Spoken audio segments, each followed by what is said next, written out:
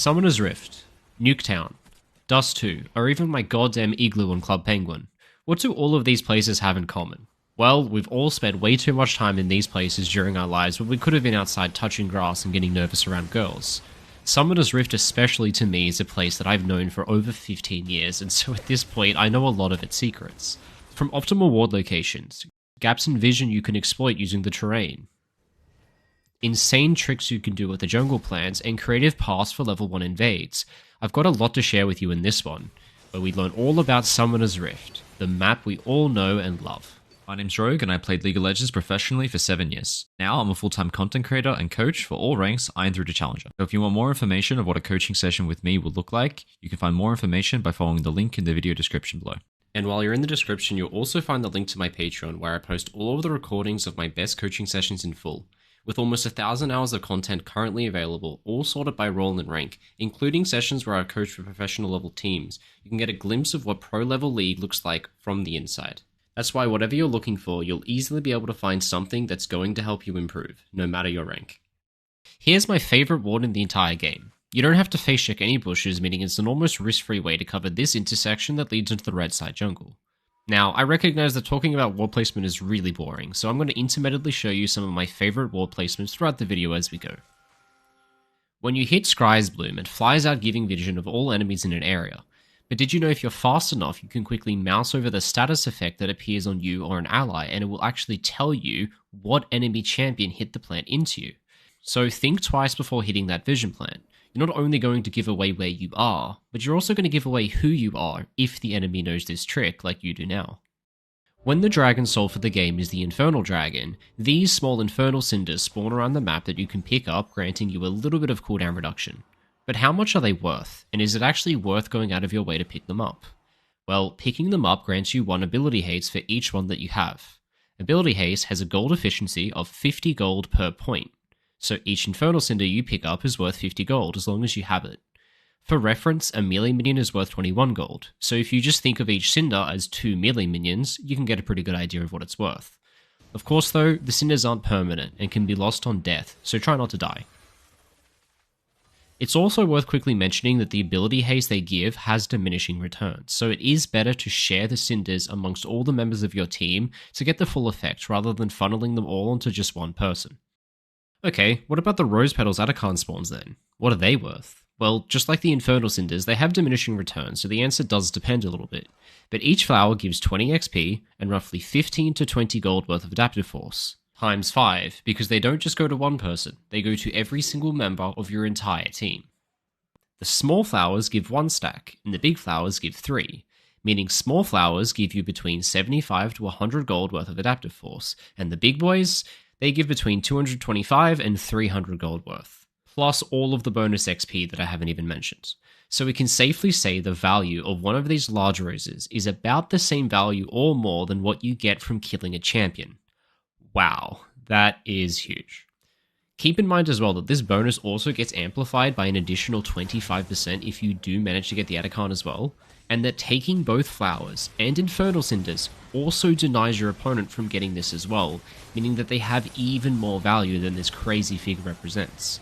So the next time you see a big flower spawn right between you and an opponent, flash for it. You'd burn your flash to get a kill, right? So what's the difference here? This one is probably worth even more.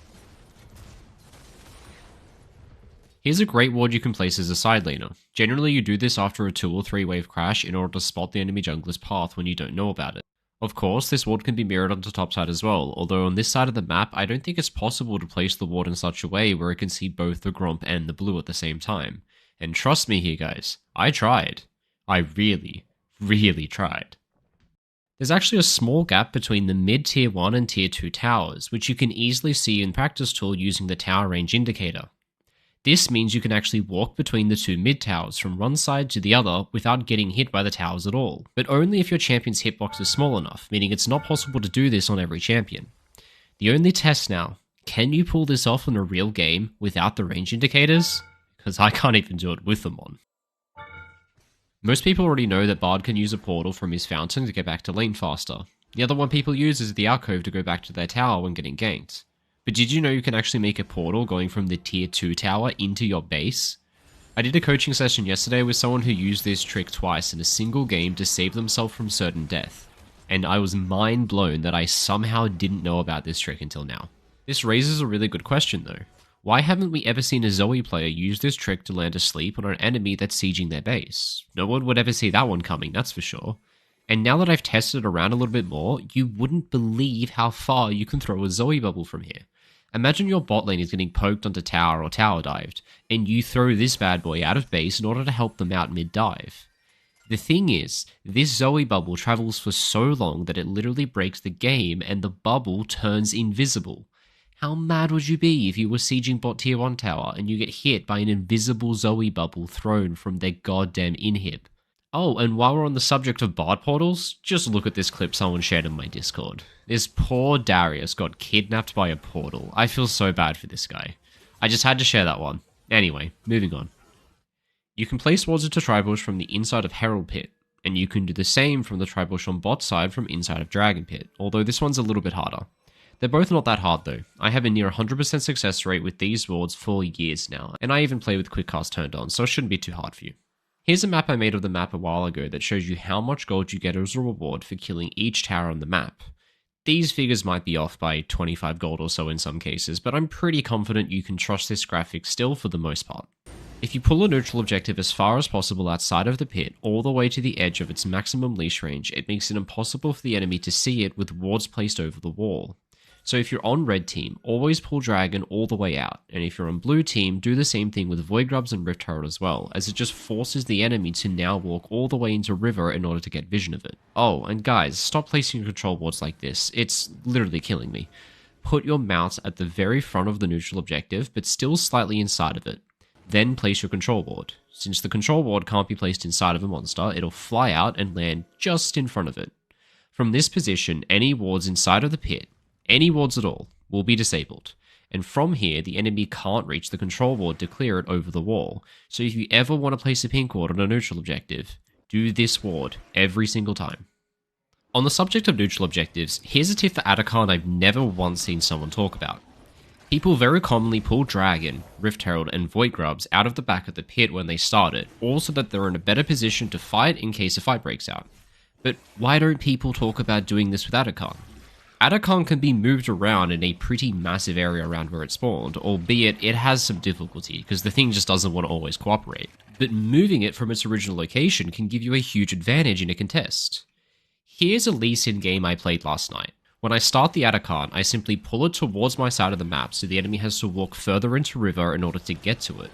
This also gives space for my teammates to now stand between the enemy and the Atacon without being hit by the Atacon, so we can more easily zone it, making it harder for the enemy to steal it. On the other hand though, you could situationally pull the Atacon towards your opponent's side on purpose to block them from entering. Let's say the enemy jungler is dead, so Smite Steal is out of the question. The only option the enemy team has is to fight you before you can finish the objective. So take the Atacon and drag it into the enemy's choke point that leads into the river. If they want to walk past the Atacon to get to you, they'll have to walk through the massive area of effect damage that the Atacon does before they can even get to you to start fighting. This leaves you and your team safe to focus down the Atacon and smite it to finish it off, since the Atacon is just acting as a bodyguard blocking the enemy from getting to you in that tiny narrow choke point. There's a small pocket of fog of war between the tier 2 and tier 3 tower and top lane that you can stand in without getting seen.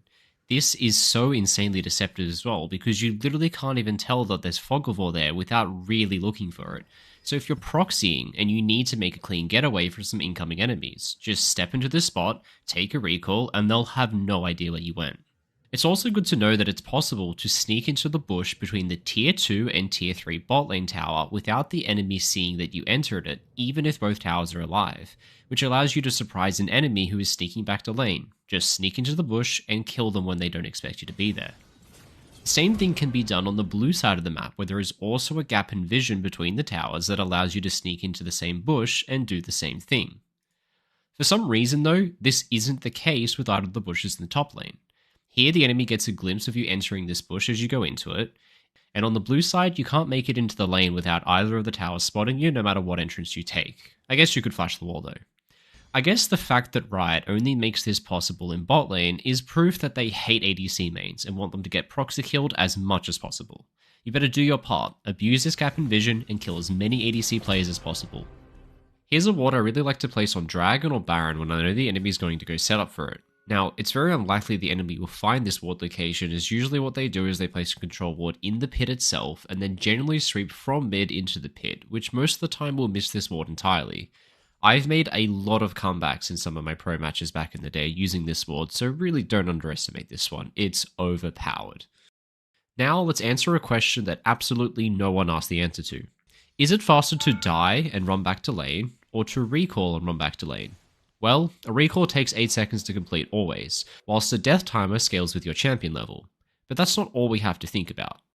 Death guards, the movement speed effect you gain out of base after dying, is more effective than home guards, this being the movement speed you get out of base after recalling, so we're gonna have to do some testing here to see how much it matters. From what I've seen, it's faster to die, respawn, and run back to lane than it is to recall all the way up until about level 4 or 5. At this point, the death timer becomes too long, and so it begins being faster to recall than it is to run into a tower and to die. So if you get an early solo kill, and you need to recall quickly, as long as you're lower than level 5 or so, running into the tower is the fastest way to get back to base. Now, in my last video I showed off this trick you could do using Anivia's wall in order to increase the range of the blast plants, which in some situations would allow you to fly over walls you otherwise couldn't without this trick. But is this mechanic specific to Anivia, or can other champions pull off the same trick in some instances? Well, let's try it out.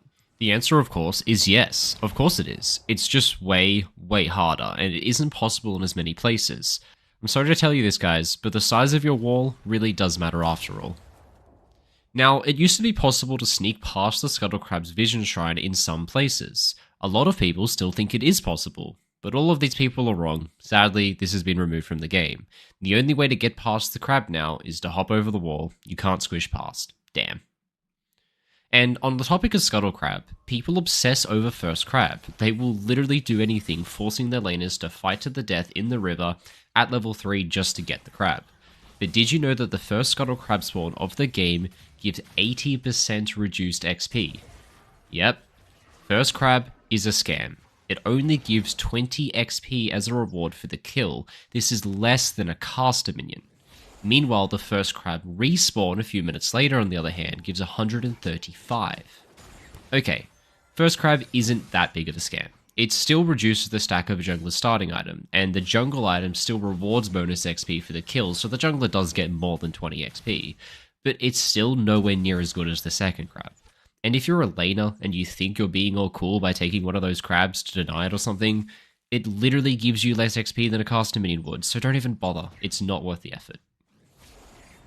Now let's talk about vision. In order to have vision of someone, you need to also have line of sight. Therefore, walls in League of Legends act as a vision blocker unless you can use them to surprise an enemy around a corner. Think of these walls and corners as a bush, and with that mentality, you can get really creative with how you surprise people. Here is a bunch of my favorite places to stand and throw hooks and binds from that utilize terrain as a vision blocker. This spot in the base is one of my favorite. When the enemy comes to siege your base, just sit here, throw out a hook, and they won't see it coming. Here are 2 deep woods you can place that almost never get swept by the enemy team unless they see you place them. Generally what people will do is walk out of base and then logically walk until they get to the bush before then activating their sweeping lens and going deeper, at which point they've already missed the ward that you placed, so it'll live. Here's a couple invade paths you can try out in solo queue. If you hug this wall and walk in, enemies inside the tri-bush won't see you until it's too late unless they have a dash ability. For blue side, you can do the same thing, hugging this wall as well going into the enemy side tri-bush, but I think it's usually enough to just charge at the enemy front on by using the pixel bush. Remember how we learnt that walls act as a vision blocker and deny line of sight? Well, bushes do too. Just stay on the opposite side of the bush as you enter it, and the enemy won't be able to see you as it blocks their vision. There's also some paths you can do where you dash over a wall to go behind an enemy, which was made popular by people playing Sylas and then later Rakan. Just dash over one of the Baron pit or the Dragon pit, walk behind the enemy, and have your team run at them front on while you loop in from behind.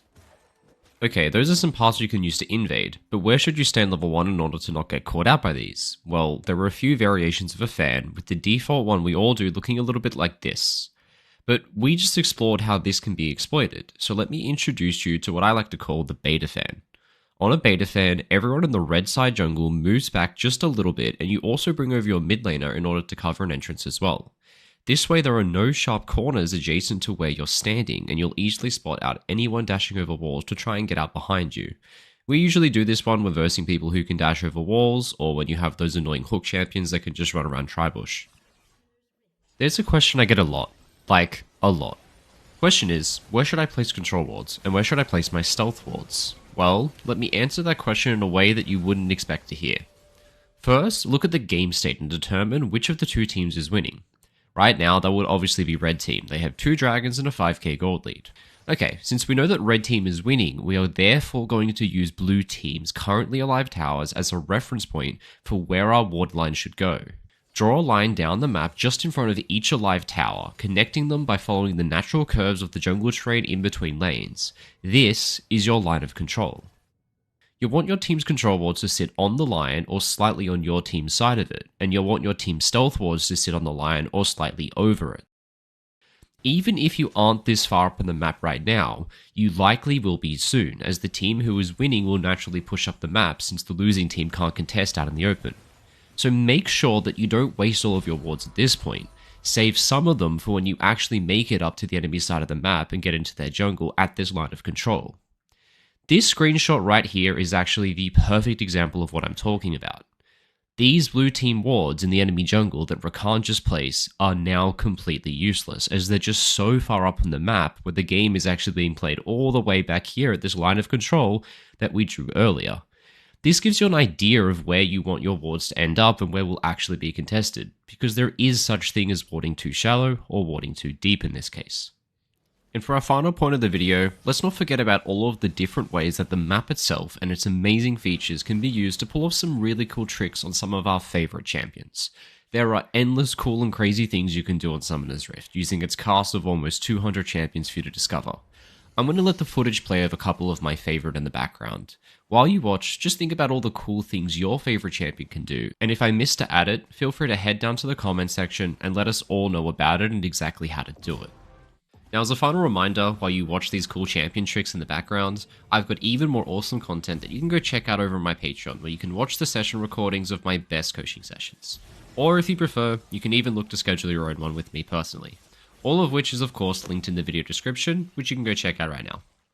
My name's Rogue, thank you so much for watching, and enjoy.